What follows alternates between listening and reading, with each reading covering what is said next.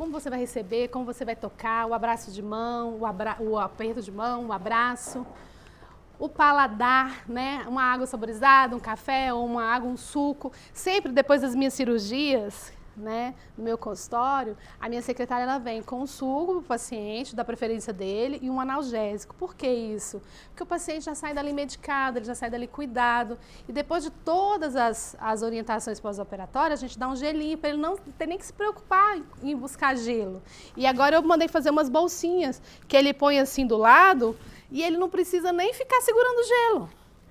Tá? Então, assim, é o detalhe, nós temos que ser o dentista do detalhe.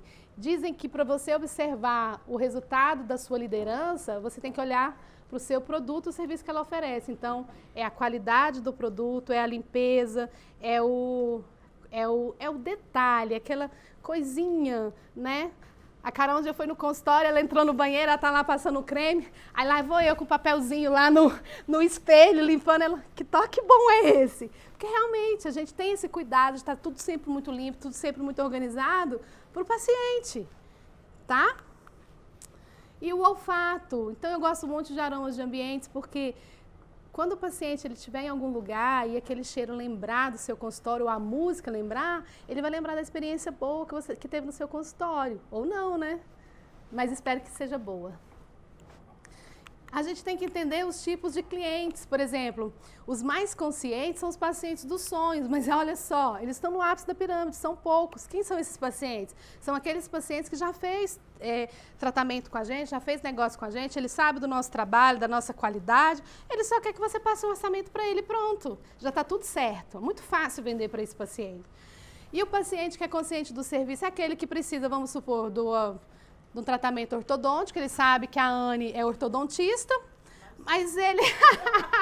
Periodontista, né, Anne?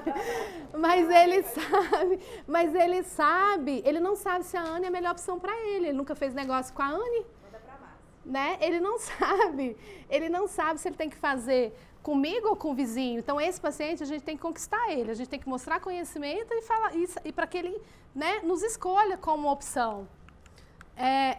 Os conscientes da solução é aquele paciente que quer, vamos supor, eu quero o sorriso da Bruna Marquezine, né? Ele sabe que tem a solução, mas ele não sabe o que você tem para resolver o problema dele. Ele quer o dente branco, mas ele não sabe o que você vai fazer para, né, conseguir esse dente branco. Se você vai fazer clareamento, se você vai fazer lente de contato. Então, esse paciente, você tem que educá-lo. Né? Você tem que mostrar para ele tem que sentir que você sabe o que ele quer e sabe o que ele precisa. Porque, então, você tem que mostrar para ele que para ele chegar no sorriso da Bruna Marquezine, ele vai ter que fazer cirurgia ortognática, ortodontia e depois lente de contato. Então, é assim que nós vamos abordá-lo. Aí o paciente que é consciente do problema. O paciente que ele é consciente da solução, ele tem esperança. O paciente que tem consciente do problema, ele tem preocupação. Então, ele sabe que ele tem um problema, aquele problema angustia ele, mas ele não sabe que existe solução. Então, esse paciente, a dica que eu dou para vender para ele é você se conectar com a dor dele. Ele precisa entender que você sabe que aquela dor incomoda, que traz medo, que traz angústia. A partir do momento que você cria conexão, que quando você fala assim, eu te entendo, né, eu sei o que você está passando, aí ele já fica livre para ouvir, né, a sua proposta, os benefícios do seu tratamento. E esses aqui, olha só, aqui quase não tem concorrência, onde está a maioria dos nossos pacientes. São os totalmente inconscientes, eles não sabem que precisa de alguma coisa, eles não sabem quais são os nossos serviços, o que a gente tem para eles, não sabem nem que existe. Ó, o Steve Jobs colocou isso pra gente, a gente não sabia que a gente precisava de um celular que tinha câmera fotográfica, que tinha GPS, que a gente podia trabalhar com ele. Então, isso criou uma necessidade, hoje a gente não vive mais sem. Então, é isso que a gente tem que trabalhar com esses clientes, criar desejo. Foi isso que o Ateliê Oral fez, criar desejo do sorriso bonito, né? E a gente saber o que o cliente quer, que ele sabe, né, sobre o nosso serviço, é tão importante em saber quem ele é ou o que ele deseja. Então, nós precisamos conhecer, né, quais são os sonhos dos nossos pacientes, quais são as suas dores, quais são as suas dificuldades, porque isso vai facilitar a gente abordá-lo, vai facilitar a gente usar a linguagem adequada para cada um deles. E, gente, valor agregado não é o mesmo que valor percebido, né? Não adianta você querer vender lente de contato para quem está com dor de dente, não é isso que ela quer. Não adianta você querer vender a melhor carne para quem é vegano, porque ela não quer, ela não gosta. Então, o que nós temos que trabalhar é conhecer o nosso serviço profundamente, conhecer o nosso cliente, para que a gente possa gerar valor para ele, ele possa perceber esse valor, porque o valor agregado depende do outro. O outro tem que perceber esse valor e tem que valorizar esse serviço. Então, se você conhece o seu serviço, se você conhece o seu cliente, você tem condição de criar valor para ele e ele perceber esse valor. Entendeu? Então, o valor é relativo, ele depende da percepção do outro.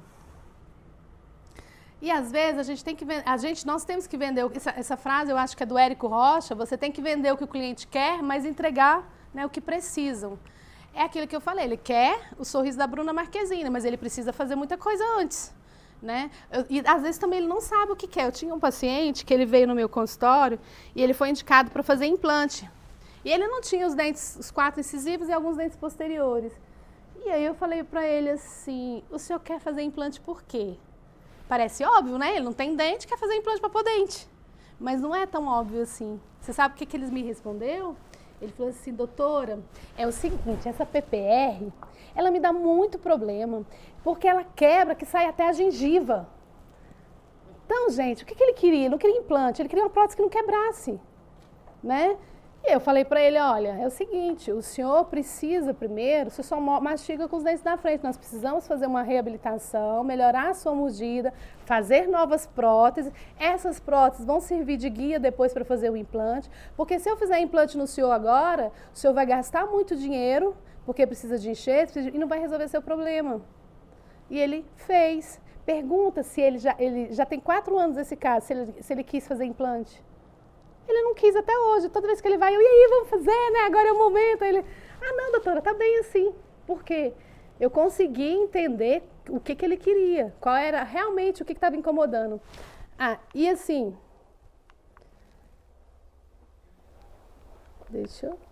Peraí.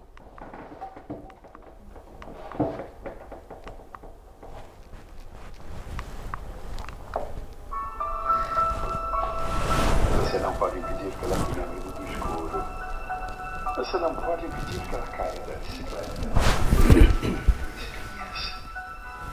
Que ela tenha centenas de amigos na internet que você nunca vai conhecer.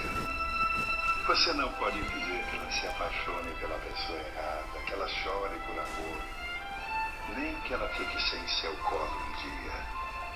Mas você pode garantir que ela passe por todas essas mudanças com mais segurança. Seguro Itaú Vida.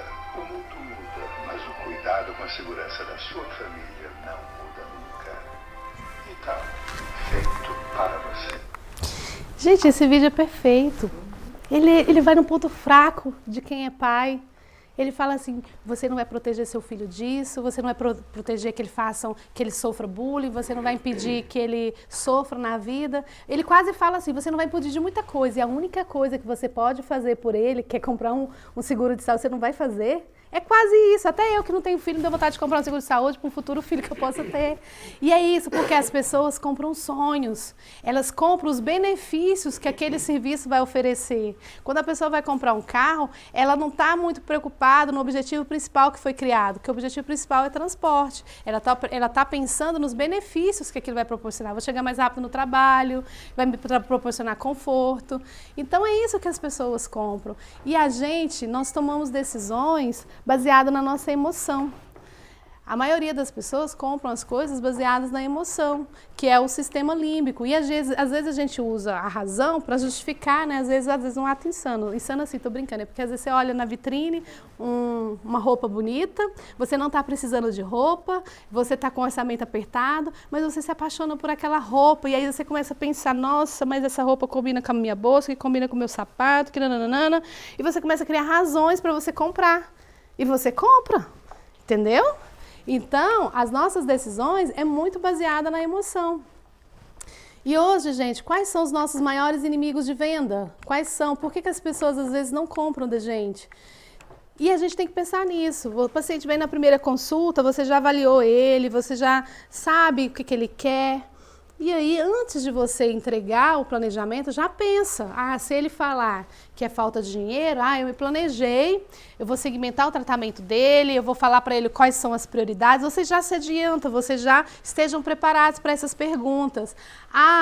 É falta de tempo, então se ele tem falta de tempo, já pensa, né, na possibilidade de vocês atenderem em horários especiais, já pensa na possibilidade de marcar um horário maior, porque às vezes a vida dele é muito corrida, então você tem que terminar o tratamento dele assim, rápido. Mas o paciente teve uma experiência ruim, como é que a gente faz? Mostra casos semelhantes ao dele que você conseguiu resolver. Ou então ele não tem certeza se a estética vai ficar boa, faça um mock-up para que ele tenha uma ideia, né, de como vai ficar. E dúvida, nunca deixe o paciente de vocês com dúvida. Como é que a gente resolve dúvida? Com conhecimento. O paciente percebe quando você tem conhecimento de um assunto, porque você vai com segurança, você vai com firmeza, você vai com brilho nos olhos, você responde as perguntas dele prontamente. E dúvida, gente, dúvida cancela negócio. É quando a pessoa fala assim, eu vou pensar. A dúvida, quando o paciente tem dúvida, o medo é convidado VIP. A pessoa fica insegura. Todos nós, compradores, ansiamos por segurança. Todo mundo quer ter segurança para fazer... Ninguém quer perder dinheiro. Ninguém é doido de querer perder dinheiro, ainda mais hoje, né? No mundo que... Né, na circunstância econômica. Então, e quando você gera dúvida, o paciente pode achar que você não está sendo íntegro, que aquilo é picaretagem, que aquilo não é o melhor para ele. Então, ele fala, eu vou pensar. Né? E assim, o que fazer para superar as objeções? Ouvir, né? Ouçam muito bem o que o paciente de vocês falam. E aproveitando esse momento copo, não vamos olhar para a torcida na hora de bater o pênalti. Então, não vamos nos distrairmos, porque o paciente pode falar uma coisa importante no momento que você está distraído. E às vezes você também se distraiu e fala bobagem. Então, estejam atentos, estejam 100% ali com o seu paciente, dê toda a atenção para ele, dê o seu melhor, mostra para ele que você é uma pessoa íntegra, verdadeira, que você tem a melhor proposta para ele. Porque quando você também acredita que você está oferecendo o melhor plano de tratamento para ele, você se sente feliz, porque você está se oferecendo para ele um serviço que vai fazer diferença na vida dele, que vai melhorar a vida dele. Né? Eu lembro que na faculdade eu inventei de vender umas semijoias caras. Eu não sabia nada de semijoia. E eu ia vender, as pessoas perguntavam quanto que é, eu fazia assim, é tanto. Porque eu não acreditava naquele preço. Aí eu tinha um amigo que falava, não, olha, porque essa semijoia é a pedra tal, que é da marca tal, que ele que me ajudava a vender. Então, assim, a gente tem que conhecer o serviço para a gente criar valor e o paciente entender esse valor, né? É o que eu falei, o mock-up, né? Para a pessoa ter uma ideia, né? De como vai ficar. E conhecimento gera autoridade. E uma forma de você criar autoridade, o marketing digital está isso, para influenciar pessoas e valorizar o conhecimento. Então, quando você vai lá, mostra seu conhecimento na mídia, você vai criando o quê? Autoridade.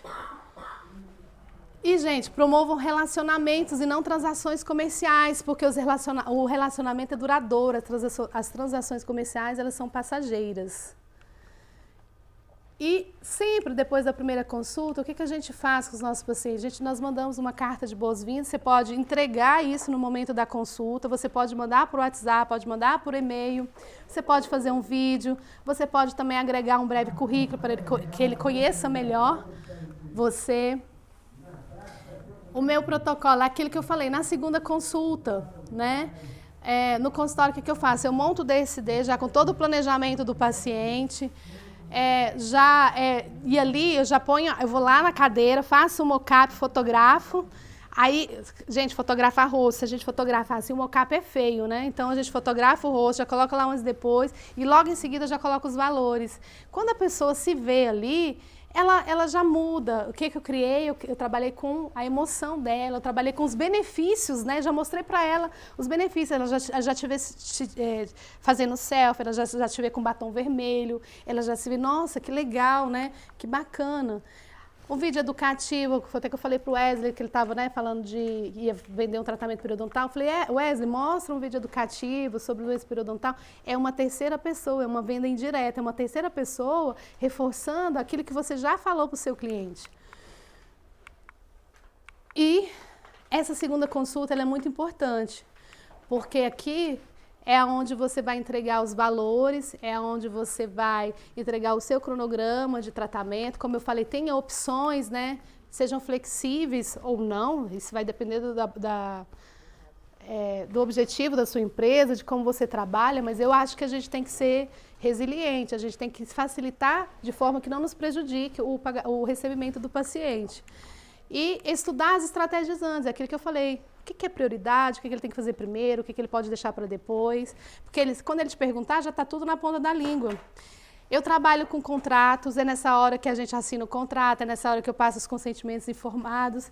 E, gente, uma empresa, quanto mais regra ela tem, mais ela é respeitada. Tenho certeza disso, tá?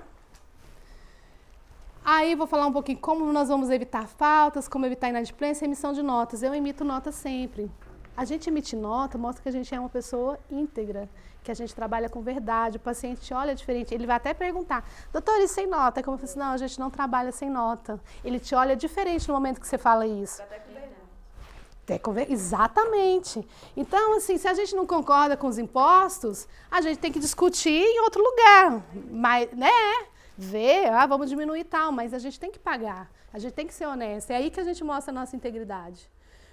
Como evitar faltas? Então, assim, quando o paciente termina, a gente entrega o cronograma, né? Primeiro, a gente vai marcar ele nos horários que ele pode. Na primeira consulta que ele vem, ela já pergunta, qual horário você prefere? De manhã, à tarde? Eu já sei lá no meu consultório que não pode ir na segunda tarde.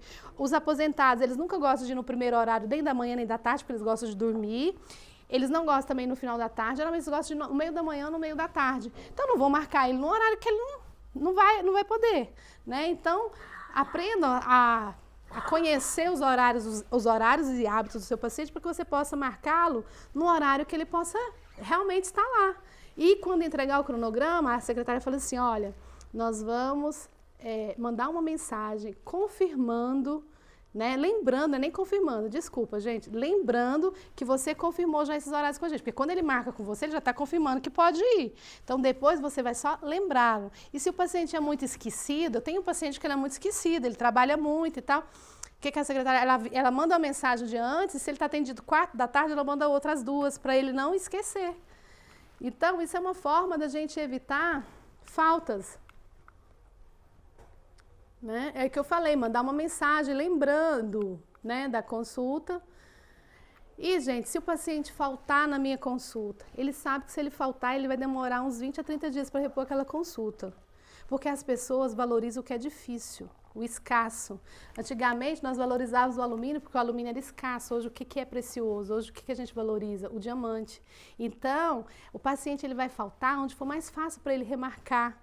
Aonde, se ele liga lá, se fala assim, a sua secretária fala assim, eu tô ligando se o senhor quer vir amanhã, se o senhor vai vir mesmo amanhã. Aí ele vai pensar, será que eu vou? Não, eu não vou não, marca depois de amanhã. Aí ela, tá bom. Vocês acham que toda vez ele não vai fazer isso? Tem uma paciente que a minha secretária, ela me falou, doutora, eu fui confirmar a fulana de tal e ela pegou e falou assim, mas eu tenho um compromisso nesse horário. Aí ela pegou e falou assim, não, mas pode deixar marcado, porque o outro é mais fácil de desmarcar, que a doutora disse não. Mais fácil remarcar, que a doutora disse não. E é assim. Eles vão remarcar onde for mais fácil para eles. E protocolo de cobrança, como vocês vão fazer no consultório, eles podem fazer a entrada em transferência, eles podem fazer em cartão de crédito, e eu parcelo no cartão até em 3, 4 vezes. Depois disso eu trabalho com cheque, a não ser que ele queira pagar o juro do cartão. Essa é a minha forma de trabalhar, não significa, né, se você trabalha de uma outra forma, tudo bem. E o que acontece? Às vezes o paciente... gente, só falando aqui. Vocês acham que cobrança e recebimento é a mesma coisa? Não? O que vocês acham que é cobrança? Qual a diferença entre cobrança e qual a diferença entre recebimento? A cobrança é o ato de você demandar que o seu paciente pague. E o recebimento é quando você efetivamente recebe aquela quantia. Não é isso? É mais ou menos assim, até você começar o seu... o ato voluntário, cobrar o ato obrigatório. Exatamente, Saulo. Isso, até o momento dele fechar um negócio, você não começou o serviço, ali é recebimento. Você começou a fazer o tratamento, você vai cobrá-lo. Já não é mais recebimento.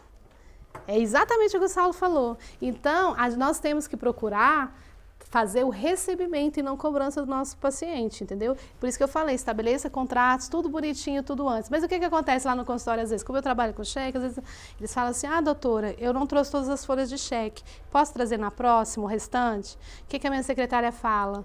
Ela fala assim, olha, eu posso te mandar uma mensagem lembrando o senhor de trazê-lo?